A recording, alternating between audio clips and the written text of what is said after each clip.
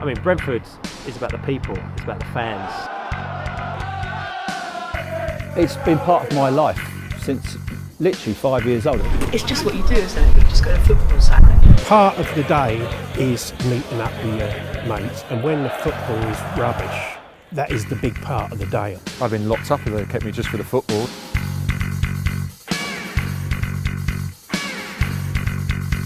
I used to come to this ground and we were, as far as on the field, we were 4th division, the bottom division. We were rubbish. I remember one season we get told about, we only used 14 players all season. All the time that I was going to Brentford, you know, in those days, early 80s, to be quite honest with you, you know, we weren't particularly good, but it's still exciting. It didn't really matter. I mean, the football was secondary or even tertiary, like, you know what I'm saying? As times evolved, we've now got a super duper team on the pitch, but as far as a fan base, we'd struggle still to get 10, 12,000. When I first started coming, you could literally turn up on the day, rock up at the turnstile, buy your ticket on the gate, walk in, pretty much within where you could sit wherever you liked. Whereas if we went back 40, 50 years, we'd easily get 35,000. My great-grandfather, my grandfather, my father, me, to my son. No choice. Brentford, the football club, is changing the same way as Brentford, the town's changing now. Brentford was a working class town, and you know, it mostly will be, but there's been a big influx of people with new flats, and the town's on the up actually. You know, West London is changing dramatically, and there's a lot more of a sort of a low middle class. When I was at school, you'd never think of Brentford as being a place which has got kind of, you know, this type of wealth around there. But at the same time, it's still very grounded. Today's not about the football. Today's about the fans getting back into the stadium. It's going to be quite weird not coming here. It was our home. We have so many memories. Imagine leaving your childhood home because of a fire and never coming back. But it's also quite an exciting moment because none of us have been in there, none of us have seen it, and it's sort of like marks almost a rite of passage for Brentford, from going to being small club, rattling around in the lower leagues, to still a small club, but sort of like mixing it a little bit more with the big boys. Just hope it pans out well. I mean, the amount that costs in Brentford per capita must be more than almost any other place. We've got pubs on every corner. There's a pub over there, there's a pub over there, there's a pub over that way as well. You've got pubs that have been taken over by former players. Jock Watson, a player from the Edwardian era, he took over the New Inn. The Princess Royal on the other corner was actually the club's headquarters until the 1920s. The Football League weren't happy with this and then basically asked them to leave the pub. It's a culture, you know. Football supporters, they wake up in the morning, have a breakfast, go to the pub, have a drink, you know, discuss the formations, discuss the football, discuss the whole day, go to the game, come back and have a drink. It's the coming here, having a drink before, seeing everyone that you see. Even if you don't know them, you familiarise yourself with the faces. We've made friends here. The pubs are integral to Brentford, and I guarantee you most football fans, or especially Brentford fans, wouldn't be going if there wasn't some sort of element of alcohol involved on a match day. It's almost become a natural thing where the pubs of Brentford are kind of their own little supporters hubs, you know, where the supporters go. So, for example, I drink at the Globe. We've been coming here, I'd say, for like 10 years. At least 10 years, and it's always been here. We'd find it hard to go anywhere else, I think. The besotted fanzine crew, we mainly all drink at the Globe. You just turn up there because you know that people are going to be there every week, and you say hello, you chat to them, and that's just kind of what it is. And you've got the Griffin. Yeah, the Griffin, the home of Brentford Football Club, really, where it all started. The first game, the intelligentsia go there. They're the thinking man's Brentford fan. In recent years, I used to frequent this, and a lot of my mates, some got fed up with away fans coming in there. But away supporters, believe it or not, come in here to talk to the Brentford supporters. Because Brentford is so unique, you know. There's no animosity, there's no hatred, no nothing. There's rivalry, of course there is, you know. But people come in here to talk to the supporters. We don't get too upset when they're outside chanting and making noise, and infuriates the life out of me that we let them get away with murder. But it's a great pub. It's a nice pub and full of decent people. The Princess Royal, that backs onto the estate. There's a few rougher characters there.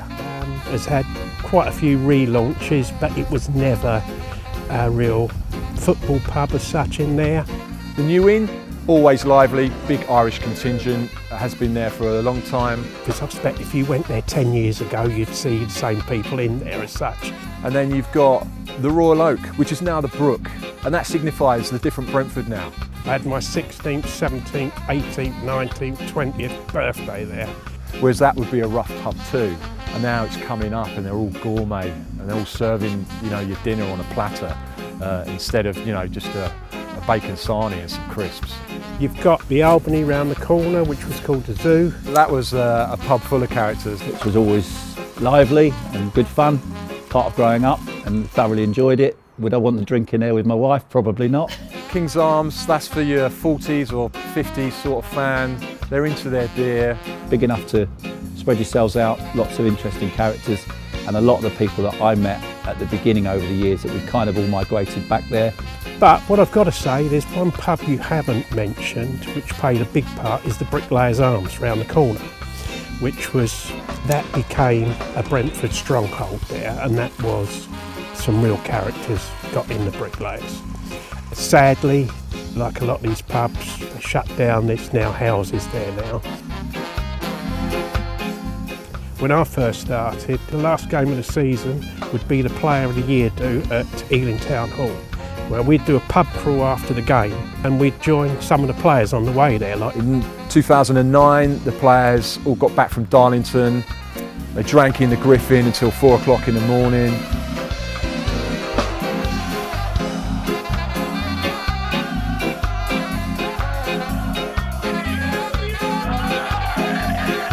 The police were getting calls from irate neighbours, and the police were just saying back to them, the club had just got promoted, give them a bit of slack. And then 2014 was great.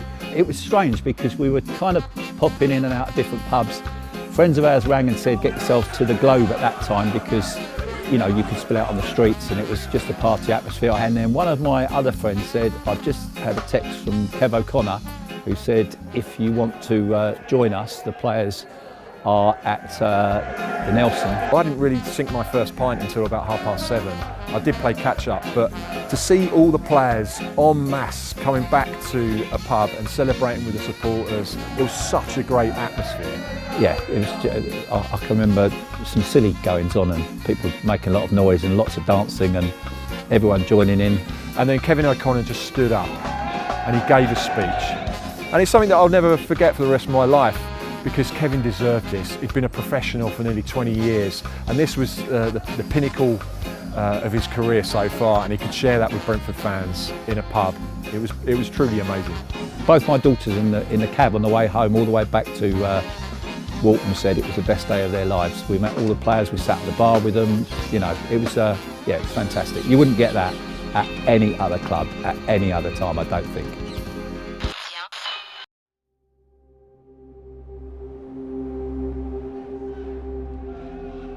Transition is a worry. It's all about the people and what we do and how we maintain that original Brentford. It's our job as fans then to make it a venue when people are in there. Everybody else and we included need to make that happen. We have to maintain whatever's real.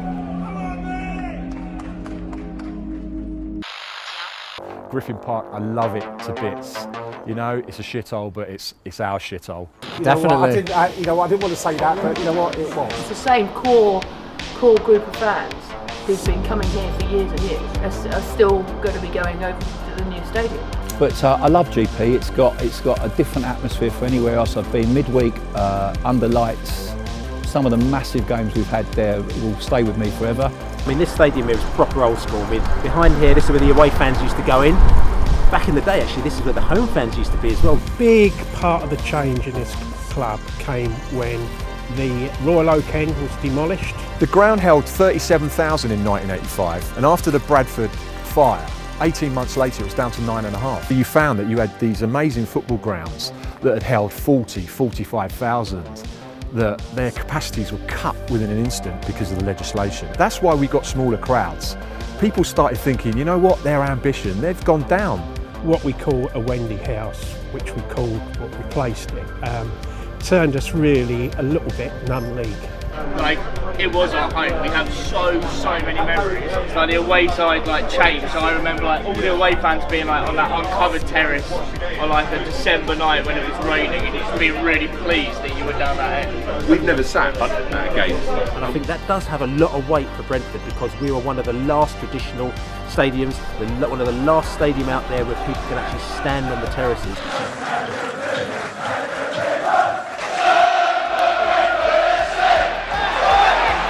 And watching football standing up is how it's supposed to be watched, in my opinion. And we really hope the safe standing gets brought in soon as. I think that'll be 90% of fans want that. My wife came 2 or 3 times when the kids were mascots and things like that, and she did enjoy the experience, which was great because it was our place. You ever have pie and mash? It doesn't really taste it much because my family eats it all the time, and I love it. You know, that's, you know, we're not here to provide for other people. It's falling apart. The toilets are flooded. You can't get a beer at half time unless you leave 20 minutes before half time. You have to leave the terrace in the 37th minute if you had any hope of getting the beer at half time. Yeah. You go out into the forecourt, grab a beer from the Hive and have a drink and have a chat. So you've got the Braemar Road, you've got the Ealing Road, basically all spilled into one area. A lot of my mates used to stand on the Ealing Road, they'd disappear at half time. They say, I'm going to go and get a drink, Bill. And I would never see them again. Obviously, when I first started coming, you could literally turn up on the day, rock up at the turnstile, buy your ticket on the gate, walk in, pretty much within reason, sit wherever you like. You know exactly what time you're leaving here. 3:48, 2:48. To get there about 2 minutes after kick-off. Those days are gone now. You can't just turn up at 5 to 3 after just drank your last pint, walk up to the turnstile, pay cash and get into your favourite spot. It's typically Brentford that we can move into a fantastic new stadium and then a pandemic blows those celebrations into smithereens. You know, that just seems to sum up our 131-year history, I think. The last game was Sheffield Wednesday at home, which we were brilliant, won 5-0, so I guess now it's a fitting last game. Everyone's hugging each other. The atmosphere is fantastic, but no one knew that was going to be the last time. I mean, I look back to that last game, that 5-0 against Sheffield Wednesday, and I wasn't able to go. I was like looking at my wedding venue. I was late. And my daughter was ill that day and she was gutted she couldn't come. And when I went home, she went to me, I've just missed the last game at Griffin Park. I remember taking photographs thinking, just in case. You know, to leave the old ground and not have that opportunity to really have the final game I think it makes the transition a little bit harder. We were all here for that Swansea game, I think most of us were, and we walked to the ground afterwards and we were cheering outside, but still it was just a few of us, and that will be the last memory I have of Griffin Park, and even then we weren't inside. I think the club is a fantastic example how to run a football club. What they've done in getting a new stadium in London, which is so hard to do. You invest so much in places, but at the end of the day, it is just bricks and mortar. And you know, the heart and soul of the club is not here, it's with the fans. It's a really tough one because to be successful, you have to be bigger than we are. We have to have a fan base that isn't, you know, 5,000 diehards, the same 5,000 diehards that were watching us in the 70s. So I think it's time to move. Most people have gone for sitting in a, you know, what is the equivalent place. So you've got the same groups in the same place. So from that point of view, the community side of it is still there. It feels like the way they've done the ground, the fact that they consulted the fans, they've listened to people, they've kept it smaller and, you know, closer to the pitch, and they've kept it in the vicinity as well. So, you know, you can see one ground from the other. So actually, from the crowd of people that I bump into and have acquired over the last 40 odd years, those of us that want to sit together can actually do that again. It's great to have seen us go from being pretty awful sometimes to generally a good footballing side. That it's really enjoyable to watch us play nowadays. As you become more successful, as you become bigger, I'm sure that sort of corporate factor comes in because you start employing different people who have got different expertise in different areas. You start to bring in more money to the club. You've got to be a little bit more professional about the way you're going about your business. It's like we haven't been away really, isn't it? Because Brentford choking when in the ascendancy, in a winning position, something that we're really used to. I mean, it feels like a proper ground, and we're still in Brentford, and we're still like, it feels like home really. I think, like West Ham, it will take a while for us to feel like that place is our home. If we'd won, it would have been amazing. I mean, like, we saw Sergio Canos score a brilliant goal. He was like in tears at the end. Everyone was behind him. It was an incredible goal, incredible moment, amazing. That should have been our story, not fucking drawing 2-2 to that absolute bag of shite who are fucking knocking it up to the wing to that massive twin. It's obvious that the balance between sort of commercial interests and Brentford, when you see it like that, because you can light it so it's green, so then suddenly it becomes London Irish's ground. And I think most fans really know that's actually the case. The red, the multicoloured seats, no one bangs on about it. It's quite boring. It really isn't that much of a big deal. But that's definitely a commercial decision, and I think that they need to balance really carefully commercial decisions versus the fan-led stuff, because their main mission should be to make that feel like it's home for Brentford. And if they don't, then you're going to get an atmosphere like you do at Arsenal, or you do at Brighton. If I worked at Brentford, my main mission would be to make sure that it feels like home to the fans, because otherwise, what have you got? The players come and go, the staff come and go, everything in and around the club come and goes, even the ground comes and it goes to another place. But it's about the fans, we're going to be here forever, so we have to maintain whatever's real about Brentford. You need to look forward. The forward for the club was to build a new stadium. They had to, and I believe it's the best thing that could happen to the community in Brentford. Heartbreaking is possibly too strong a word, but it gives me an immense sense of sadness, because so many of nearly all of our greatest moments are here. There's so many memories invested in the place. Surviving relegation, getting promoted to the Championship. All those memories are in your mind, are associated with Griffin Park, and you could take the club somewhere else, but those memories are so invested in this place that they, although they're in our hearts, they also stay here. Is that right? I think I'm talking absolute bollocks, actually. That's probably what you want. Just people talking drivel.